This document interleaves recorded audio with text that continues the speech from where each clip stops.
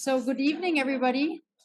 I think we're pretty much on time. I see there's even a clock in the back here, 7:30. So I would like to welcome everybody to our in-person three-ring meeting. This is the first one that we're having again, and it's a pleasure to have you all here. We have themed this ring that we're in here now, What's Old is New. My name is Rhea De Stefano. I am one of the 7 directors at the WCG and host for this evening. Some of our talks will be recorded tonight and will be made available on our YouTube channel.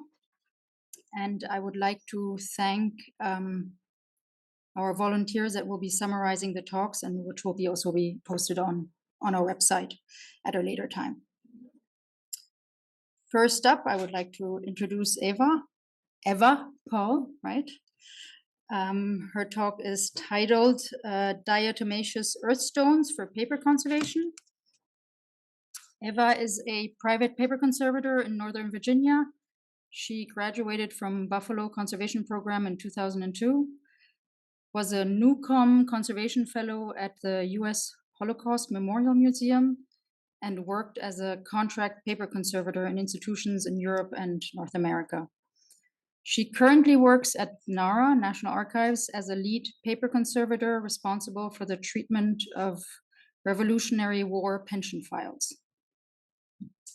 Ewa also works at the Phillips Collection, where she takes care of their photographic collection. And among other, Ewa has also worked in various museums here on the Mall, and she's also worked at the Rising Museum in Warsaw, Poland. And Ewa, if you want to come forward, let's get the... Good evening, everyone. Thank you all for being here. So as Rhea said, the theme today is What's Old is New. And likewise, the material I will talk about today is old, but the product is new. The talk is about a commercial home product made out of diatomaceous earth. The product, which I think has a great potential to be a useful tool and sustainable tool in any paper conservation studio. So in today's presentation, I will briefly talk about the origins of the material, the physical and chemical characteristics, how the material compares to fuller's earth, which is already used in conservation. I will also present the results of XRF and FTIR analyses conducted at the National Archives Heritage Science Lab and done by Dr. Jennifer Herman. And I will show you a few possible applications for this product in conservation treatment. So this is self-explanatory slide. We conservators are very creative in using equipment made for other industries for our own needs. And so you will not be surprised when I say that a bath mat could become a blotter. This is a close-up detail of a surface of the product that I will be talking about. And the idea struck me when I saw a commercial about this product, and you can Google it after. It's quite amazing. So I decided to look into this, and this is how the diatomaceous earth bath stones are advertised. They're made of all natural material, no additives, dry instantly, prevent bacteria and mold growth, what's not to like, and they're safe. And so I, of course, decided to verify all these claims. And let's start with maybe introducing the product and talking about the formats and sizes. First of all, I used, in my studio, I used products made by 2 manufacturers, Dorai and Sotera. And the reason I'm not endorsing, I'm just saying because these products were analyzed. So, and there are many out there. Both of these stones weigh about the same. Both of these, again,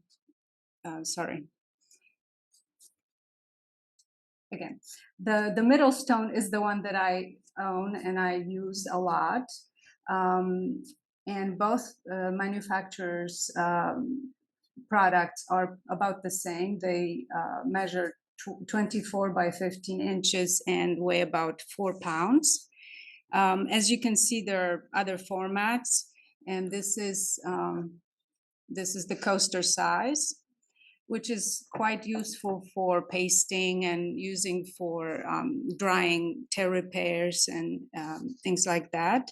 You can also combine the stones and create a larger surface.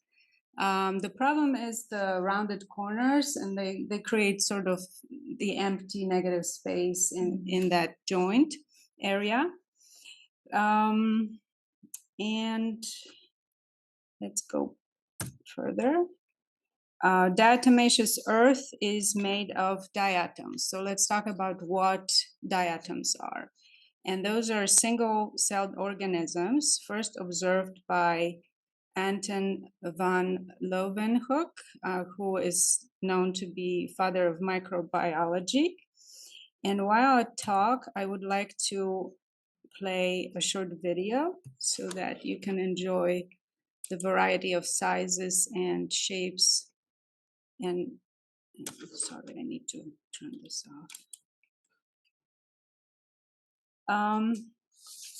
So diatoms are considered to be plants because they perform photosynthesis and contribute enormous amounts of oxygen to our atmosphere. They're estimated about 30,000 different species of these diatoms. They're distributed widely in any aquatic habitats, except for really warm and really hypersaline or really salty places. They vary in size from 5 to 100 micrometers, and two basic forms exist. One is round and wheel-shaped, and the other one is elongated. The elongated ones usually exist in the freshwater habitats. And as you can see, they resemble rice Chex cereal. They're really quite stunning. So what are similarities and differences between Fuller's earth and diatomaceous stones, diatomaceous earth? Both materials were used for thousands of years. The Romans used Fuller's earth for cleaning wool and garments. The Chinese used diatomaceous earth for pesticides material. Both of these materials have very similar chemical makeup, and some of the physical characteristics are they have similar density and porosity. They are both sedimentary deposits and quite similar in color, but Fuller's earth tends to be warmer and more yellow, perhaps because maybe there's more iron in it. And Fuller's earth also tends to have smaller particle size.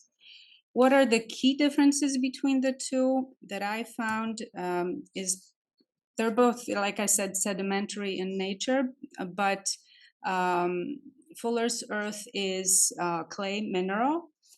So the way these two materials were formed and structured are different. Fuller's earth is a type of mineral clay which was formed as a result of erosion of rocks containing minerals. So as a result, it is crystalline in structure, and it's also chemically reactive. And by that, I mean, one of the properties of Fuller's earth is that it has the so-called cation exchange capacity, in which exchangeable cations, calcium, magnesium, and sodium, are loosely held on the inner layer clay crystal surface. And depending on the dominant cation, the Fuller's earth has a different property and also different industrial application. And so as a result, Fuller's earth has extraordinary ability to absorb impurities, chemicals. It's used as to filter, decontaminate, and clean. And you can think about it as, decontaminating chemical warfare agents or cat litter. And conservators use it, of course, as a poultice material. Diatomaceous earth, on the other hand, also a sedimentary type of material, but biogenic in origin. It comes from deposits of dead diatoms, and its structure is amorphous. One of the properties of diatomaceous earth is low thermal conductivity and its inertness. It's inert chemical reactivity with most liquids and gases, which is also quite useful for some industries. So diatomaceous earth is used as a filtration medium. It's used as a filler in cosmetic and medical fields, and thermal insulator and filler and thickener in fireproofing paints and varnishes, and also a stabilizer of dynamite. So when we move to the analyses part, this is a quick and dirty pH test that I did, and the range is 7.58. XRF and FTIR analyses conducted at the Heritage Science Lab had two goals. The first was to determine the inorganic and organic composition of the two stones, the two bath stones, and to see, if there's anything suspicious in them. And the second goal was to analyze the samples of Wattmann filter paper, which I soaked in deionized water and dried, sandwiched between the two stones.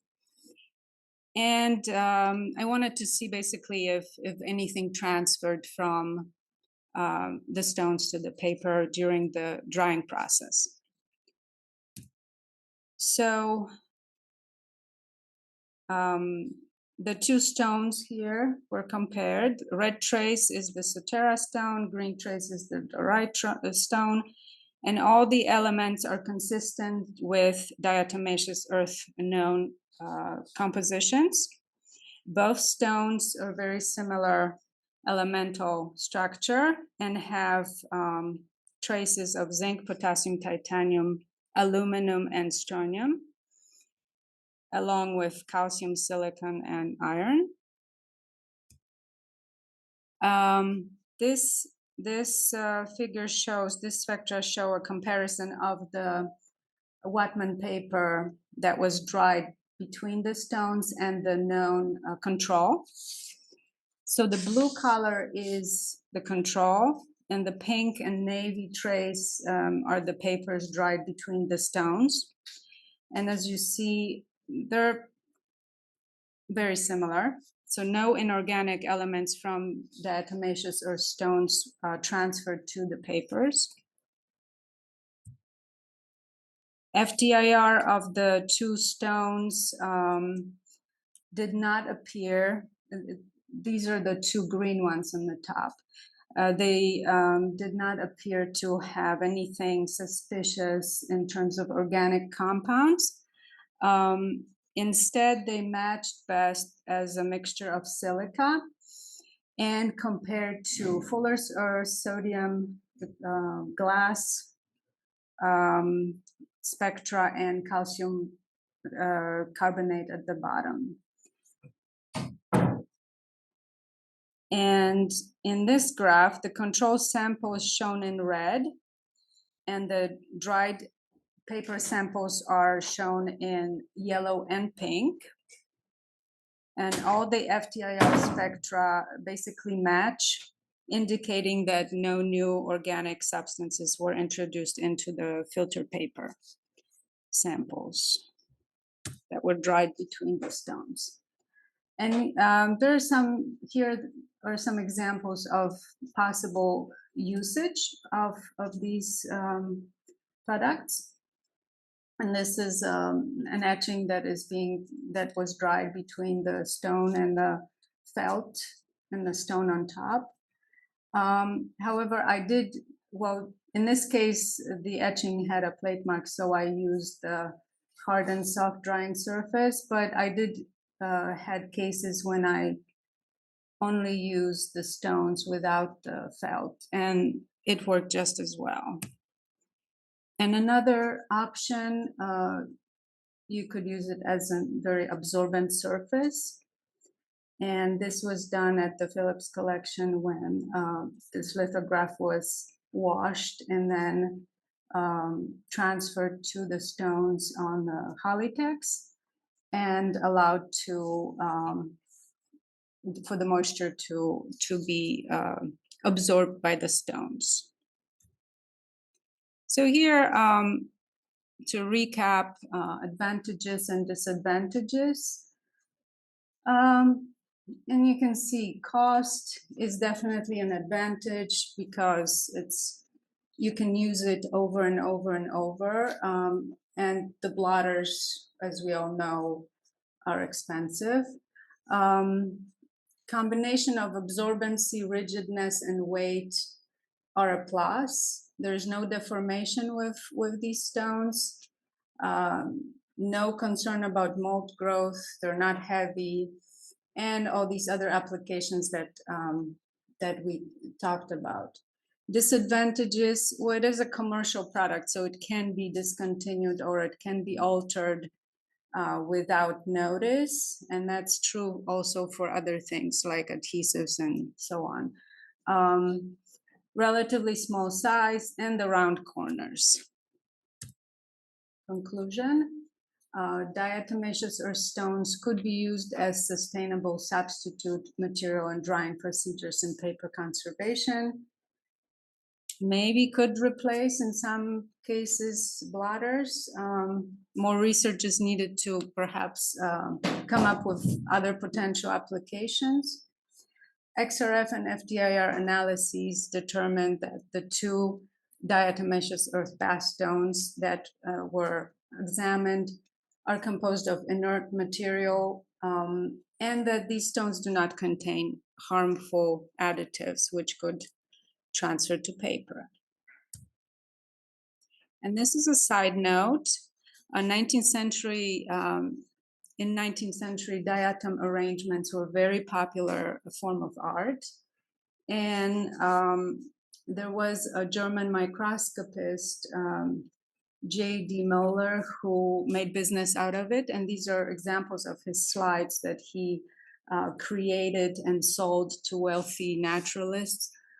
And there is a very short, maybe 5-minute long documentary on a contemporary person who learned how to do these things. Sadly, he died 2 years ago, but it's still worth watching, and I encourage you to take 5 minutes and take a look. I would like to thank very much Dr. Jennifer Herman for the analysis and the interpretation of the results.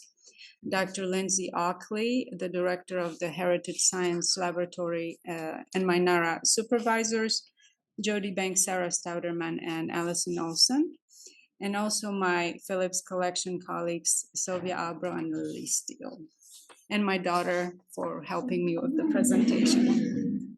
Thank you. We have 5 minutes for questions, if there are any questions for Ewa.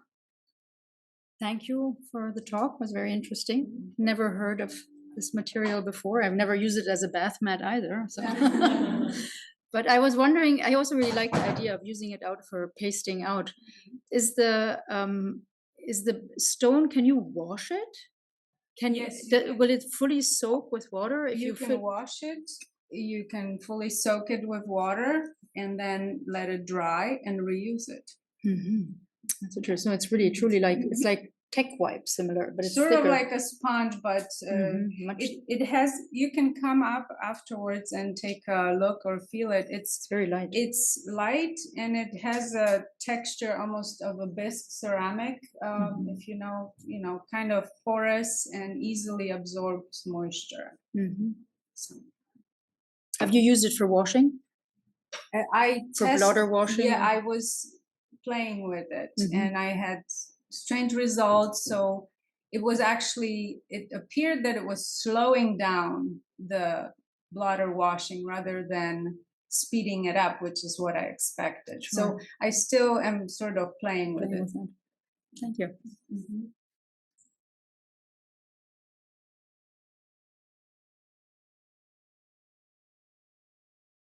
Maggie Wessling. Her talk is the use of agar gel for the reduction of rubber cement on photographs. Maggie is a photograph conservator at the National Gallery of Art. Maggie earned a master's and an advanced certificate in the conservation of art and historic artifacts from New York University in 2014.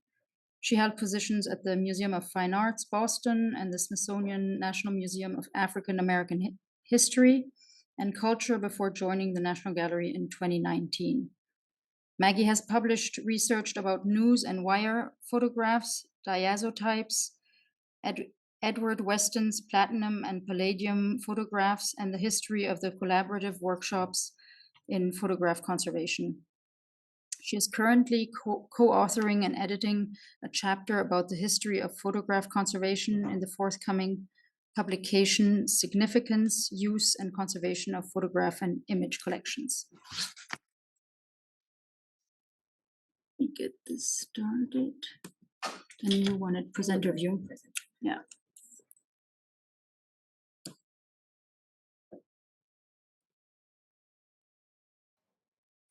Open that up. Yeah. Sorry. Yeah. Thank you, Rhea. And thank you to the Washington Conservation Guild for putting the wine out before the talks. I appreciate that. This is a project that is ongoing. It's a work in progress. And it's a treatment that went pretty well, but left me with a lot of questions, which has led to some more methodical experimentation that I want to share today. It all started over a drink, sensing a theme here. Last fall in 2021, the National Gallery put on a show called The New Woman Behind the Camera, which looked at the impact of women photographers in the interwar period, roughly the 1920s to 1950s. There were a number of new names in this show to me, including this artist, Caroline Whiting Fellows. She ran a studio in New York City with her husband from the late 1920s to 1940s, and most of her work went into magazines like Harper's Bazaar and House and Garden. For the show, we acquired 9 prints, 2 were gelatin silver, and 7 were dye imbibition or dye transfer. And we learned from her family at the time of acquisition that they thought, or they believed her to have been an early experimenter with this process. Dye imbibition is an early color photographic process. It was available in the early 20th century, but not really popular until the 1950s, mid 20th century. And it was really loved by photographers because of its really vivid and rich colors and the control that they had over the rendition of the color in the process. Based on the time period for when we know Whiting Fellows was making her photographs, it's possible she was experimenting with Eastman wash-off relief, which was a product that Kodak introduced in 1935. Dye transfer, dye imbibition is a 3-layer structure. So you've got a paper base, a baryta layer, and then your image material and a gelatin binder at the top.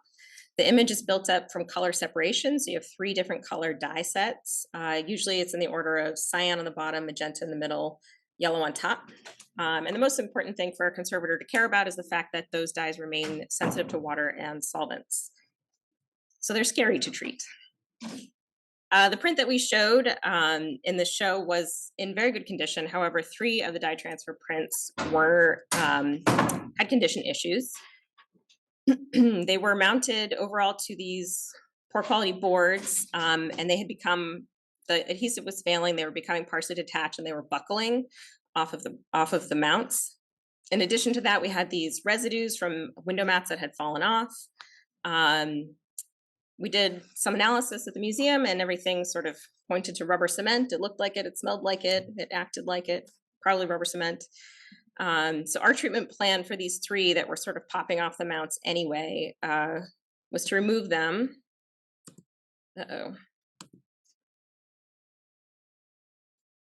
Remove them mechanically, and then reduce adhesive on the verso as we expected to find. This seemed like a fun project for teaching, so we did it last summer with our wonderful Andrew W. Mellon Fellow, Veronica Diaz-Mendez, and our summer intern at the time, Emily Mercer, who's now at the Library of Congress. And of course, no big surprise, once we got the prints off the mount, we discovered that there was more of this adhesive residue on the back. The adhesive was very thick, it was shiny, and it responded happily well to acetone.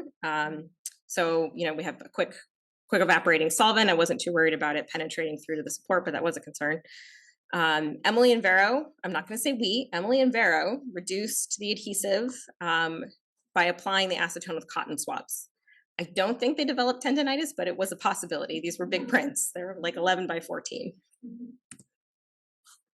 When we got to the 3rd print and we got this one off the mount, we realized it had the thickest deposition of adhesive on the back, and I was really worried about the wrists. And a member of our lab, Laura Panadero, had just been to a workshop at AIC in Los Angeles this past year about treating photographs with gels. And one of the tips she came back with was soaking the gels in different solvents to take adhesive out of prints. That workshop, for anyone who would like to know, was taught by Michelle Sullivan, goddess of gels, paper conservator at the Getty, Jen McGlinchey-Sexton, who's a photograph conservator in Colorado Springs, who's been doing a lot of work with these gels, and Sarah Freeman, who's a photograph conservator at the Getty. And here, it was this fast. We did the treatment so fast. Based on the tips from the workshop, we picked agarose because of its inertness. The less refined agar contains sulfur, which can interact with photographs.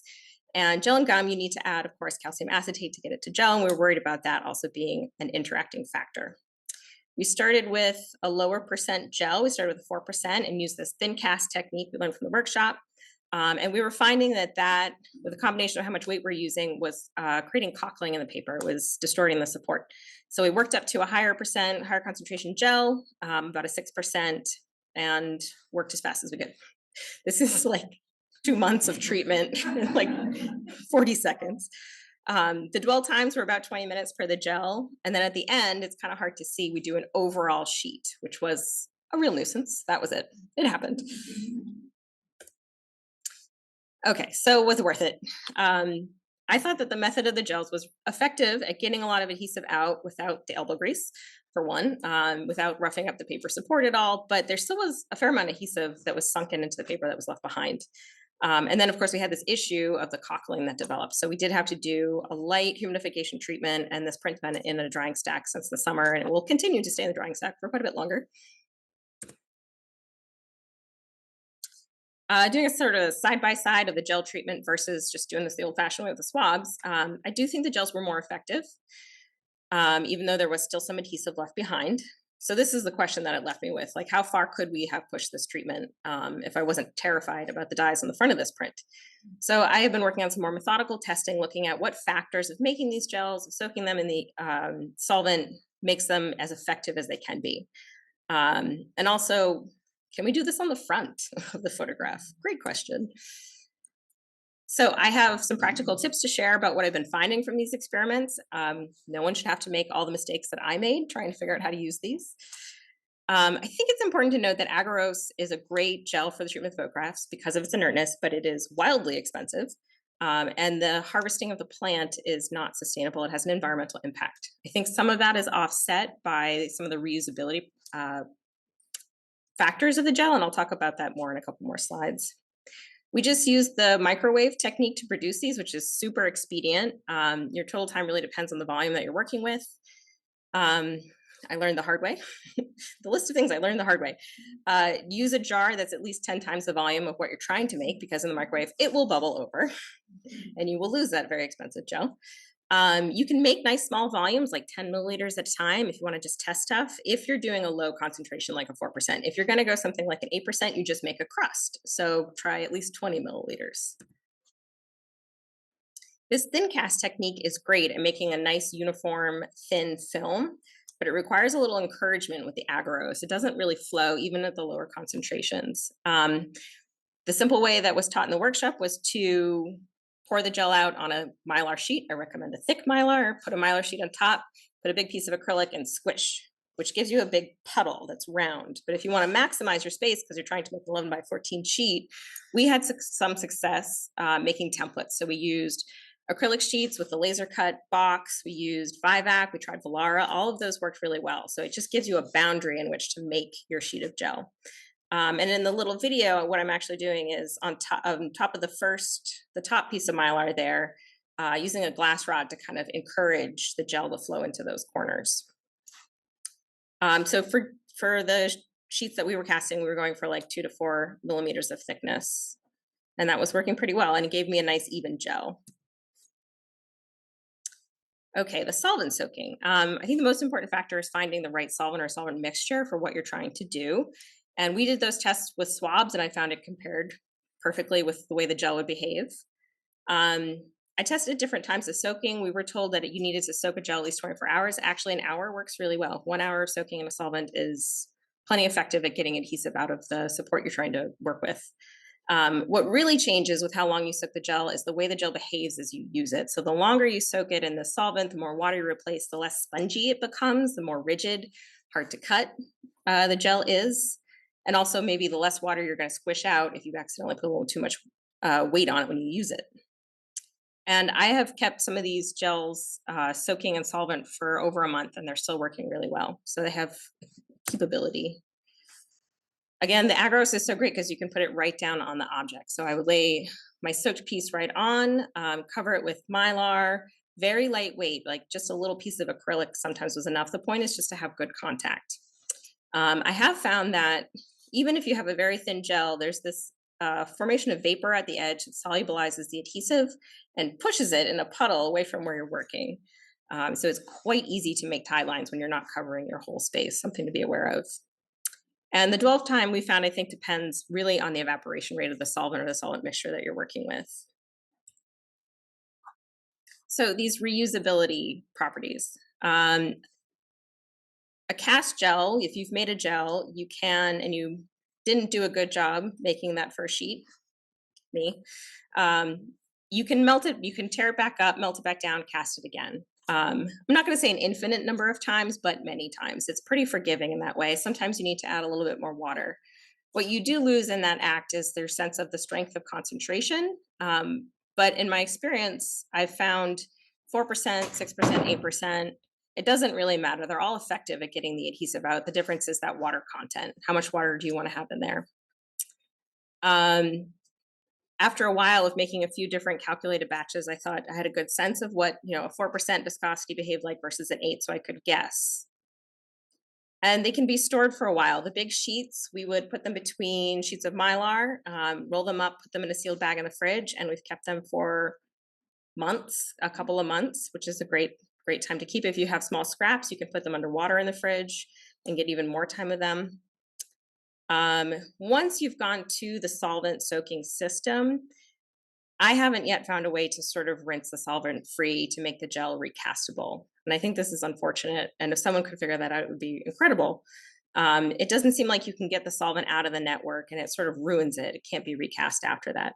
But like I said, you can put these in jars of solvent and keep them for months too. So keep using them. And if you use a gel and don't take a lot of adhesive out, you can put it back in the solvent and use it again.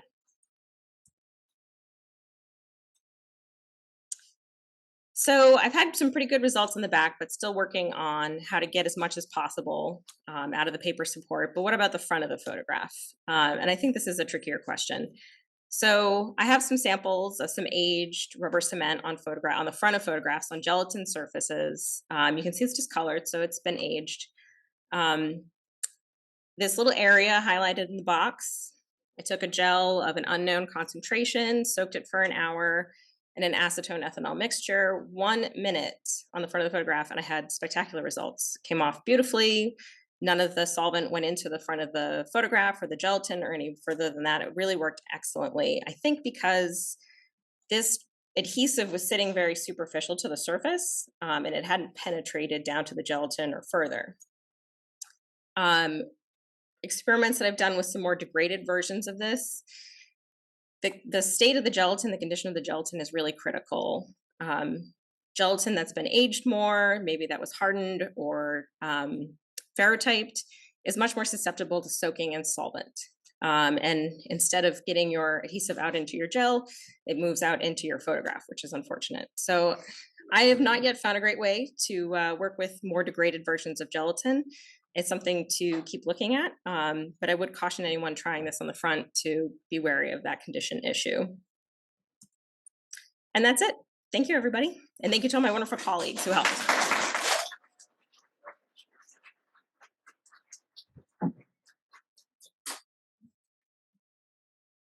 Thank you.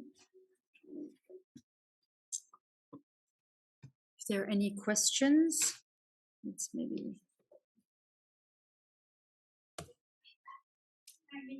Thank you. Yeah. Okay, as a hitting consider, I'm probably using Agar wrong. And I'm sure you're not. I'm a part of the server. I'm sure I'm using it wrong. at one point I was able to, or I tried mixing solvent into the liquid heated. Yeah, I haven't tried doing that. Do you have any tips? No, I just did it. Did you do it in a fume hood? Did you do it in an Erlenmeyer flask and plug it? Because it seems terrifying. No. I figured whatever. Yeah, I have heard that you can go up to about 40% solvent in your agarose if you do it that way. Yeah. It seems like a real nuisance. I haven't done it. Yeah, and I mean, I was thinking about it, like, theoretically, the solvent that's sort of like at the perimeter of the gel is gonna be the only thing that's really active with that object unless you have a really prolonged contact time. So whatever you're soaking that gel in, you know, if you're soaking for a short time, then it's essentially the same as a short contact time. Where like, if you have the solvent in that liquid form passing on that object or, you know, as well. I don't know if I'm relaying that. I don't know if I'm following. Yeah, I don't know. So it was the agar was solubilized, was heated. I added solvent, then I poured it on the object. It cooled. Oh, you poured it hot on the object. Yeah. Whoa, you hate Right. people. Testing, small area. Yeah. Yeah, I think the heat of it when you make it is so hot, and you see, like, that's why I like to use a really thick mylar when I pass the sheets. Okay. I see buckling of the mylar happening. I don't know if I could pour it hot on the photo. It wasn't like hot, like at the point where you need to dissolve the agarose. It was Yeah. before it created a solid film.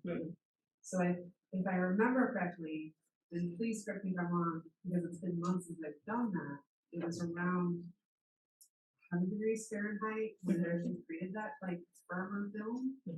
Yeah, so it was warmer than body temperature.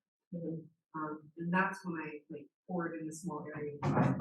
But I didn't notice a difference versus like using Evelyn. Sure. Yeah.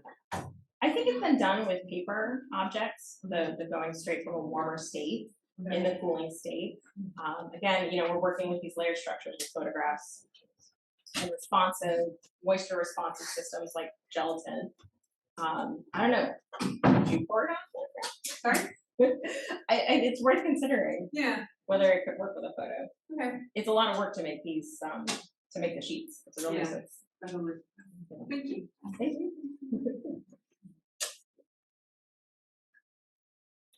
Very open to this. Teresa, question. You dissolve agar in water to microwave. Do you heat the water first and then add agar? You just start to get it cold and then shove it into it? Okay, do you wait before you do it?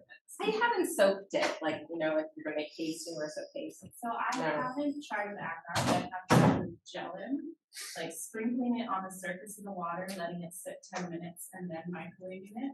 And it is like vastly different how quickly it solubilizes and makes sense, which you don't have to go anywhere near this to high temperatures. Oh, So I don't know if it works for Agar, I'll just put that out there. Okay. I was following like cooking protocol, if you make the gelatin, you sprinkle it Yeah. in cold water, you let it cool 10 minutes, and then it's like, it's so much easier to make this. And it doesn't have to get so hot. So, Interesting. that is what I'm saying. Thank you. So yeah, try it out, let me know. I will.